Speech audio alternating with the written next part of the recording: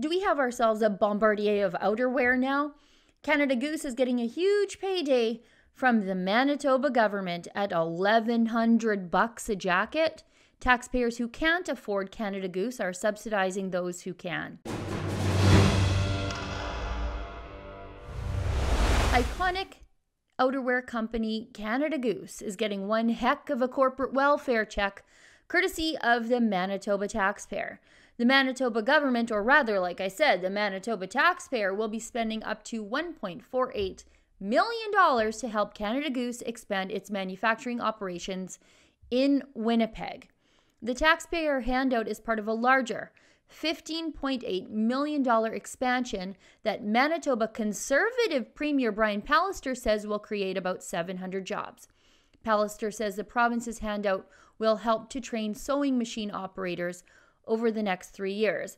Like, that makes this handout to a luxury company any easier to stomach. And when I say Canada Goose is a luxury company, it absolutely is. I was poking around on the Cabela's Canadian website today, and Canada Goose jackets generally run anywhere between $800 and $1,200 a piece. And to be frank, normally I support Canada Goose, and not so much because of the Canadian patch that they have on the arm or the chest, but because Canada Goose annoys the freaks at people for the ethical treatment of animals.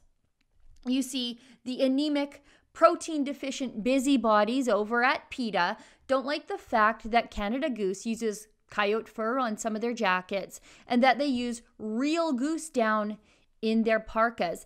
PETA has even launched several campaigns targeting Canada Goose. I'm a big fan of turning creatures that are normally killed as an invasive species into something valuable for people. If I could run a car on raccoon carcasses, I probably would. Canada Goose is literally upcycling devil dogs and rat geese into expensive coats. I think it's clever and very capitalistic, as long as taxpayers don't have to help them do it. And despite all of the pressure from PETA, Canada Goose has not changed their manufacturing processes. So I sort of kind of like and support a company that is strong in the face of social justice pressure mobs from people who would probably never buy their product anyway. Now back to Manitoba Premier Brian Pallister.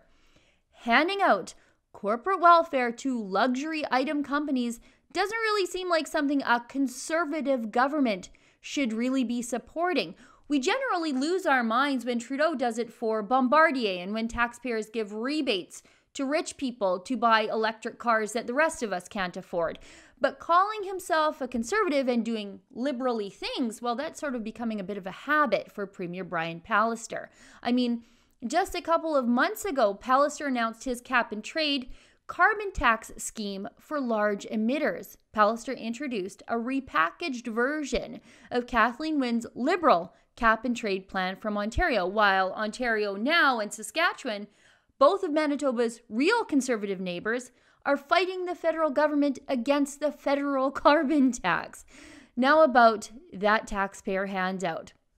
The president of Canada Goose Holdings, Danny Rice, says that the goal is to keep Canada Goose production here in Canada. Well, you know what? That seems great, but I don't know why taxpayers have to pay for that corporate goal. I mean, let's get down to the nuts and bolts of exactly who and what Canada Goose really is.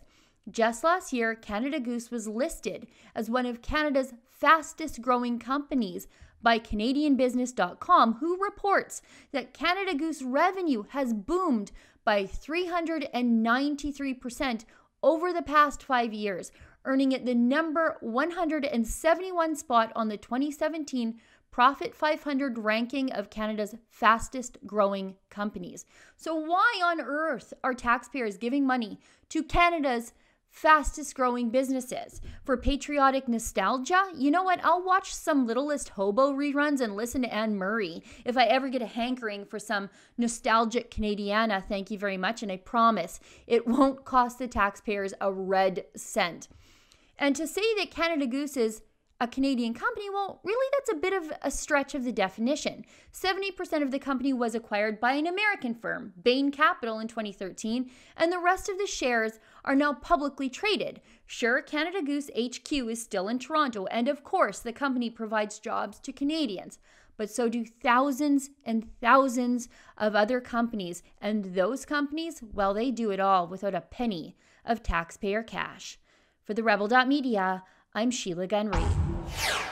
As you can probably tell, I don't like when the government hands out cash to people who don't deserve it. And that's why I have a petition calling on the federal government to start treating our veterans and active service members as well as they treat fake refugees. Go to 50,000.ca to sign my petition today.